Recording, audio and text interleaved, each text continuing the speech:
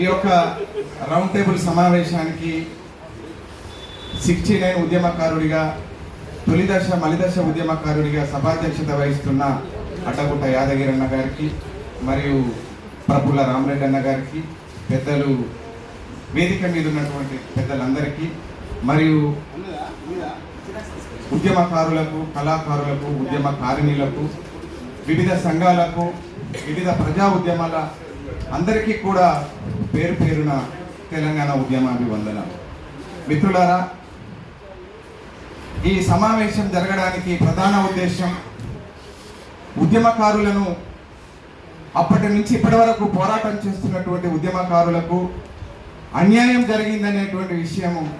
అది హైదరాబాద్ నుంచి గ్రామీణ ప్రాంతాల వరకు ఉన్నది కనుక వాళ్ళందరినీ కూడా ప్రభుత్వం వచ్చి ఇప్పటి వరకు మనకు ఏదైతే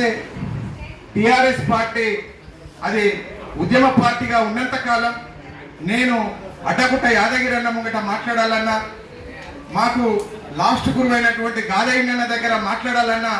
మేము తెలంగాణ గురించి ఏదైనా మాట్లాడితే మీరు ఇంకొకసారి తెలంగాణ గురించి మాట్లాడద్దు, వ్యతిరేకంగా మాట్లాడద్దు అని మా నోర్లు ముగించిన సందర్భాలు కూడా ఉన్నాయి. ఎందుకు అంటే కేసీఆర్ అనేటువంటి వ్యక్తి ఉద్యమ పార్టీ నుంచే ఒక ముఖ్యమంత్రి అయింది కనుక ఉద్యమకారుల ఆకాంక్షలు నెరవేరుస్తాడనేటువంటి అంశం మీద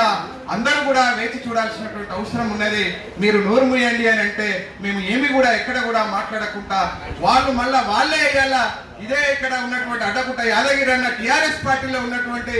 జిల్లాలలో దాదాపు ఒక 100 మంది 200 మంది వరకు త్యాగాలు చేసిన వాళ్ళందరూ కూడా ఈ రోజు తెలంగాణ ద్రోహి, ఉద్యమ ద్రోహి కేసీఆర్ అనేటువంటి దాని మీద ఈ రోజు ప్రకటన చేయడం కోసం మాత్రమే ఈ రోజు రౌండ్ టేబుల్ సమావేశం జరుగుతుంది అనేటువంటి విషయాన్ని మనం గుర్తు చేసుకోవాలి.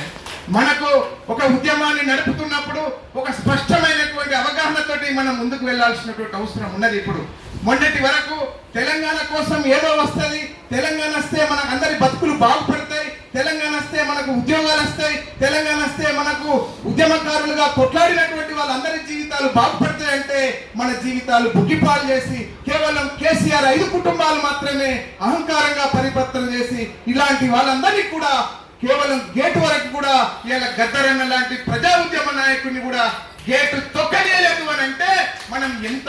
అవమానానికి గురైనామనేటువంటి విషయాన్ని కూడా మనం ప్రధానంగా గుర్తుపెట్టుకోవాలి. అంటే ఈ రోజు మనం ఒకవైపు ఇంకా కూడా బీఆర్ఎస్ పార్టీగా మలుచుకున్నాక కూడా ఇప్పటికీ కూడా అందులో ఉంటున్నారు అంటే వాళ్ళందరూ కూడా ఎందుకు ఉంటున్నారు అని అంటే అన్నా మేము అడ్జస్ట్మెంట్ కోసం ఉంటున్నాం, మా పోస్టుల కోసం ఉంటున్నాం, మాకు కాంగ్రెస్ పార్టీలు వస్తే మేము చివరి దశలో ఉంటాం కనుక మేము బీఆర్ఎస్ లో బానిసగా బతుకుతాం అనేటువంటి దాని మీద ఉన్న గురించి మనం కామెంట్ చేయాల్సినటువంటి అవసరం లేదు. కానీ ఈ రోజు ఒక స్పష్టమైనటువంటి రౌండ్ టేబుల్ సమావేశం ఏం చెప్తుంది, ఏం మాట్లాడుతుంది, ఎలా వెళుతుంది అనే దాని మీద ఈ తయారు చేసినటువంటి దానిలో నేను 20 మందిలో ఇట్లాంటి పెద్దవాళ్ళం నారాయణ గారి యొక్క ఆఫీసులో కూర్చొని 5 మీటింగ్లు 6 మీటింగ్లు 10 మీటింగ్లు అయిన తర్వాత ఒక సమావేశం ఏర్పడి ఒక 10 డిమాండ్ల రూపంలో మీ ముందుకు వచ్చినాయి అని అంటే ఇలాంటి మేధావులందరూ కూడా ఇప్పుడు ఏ పద్ధతిలో వెళితే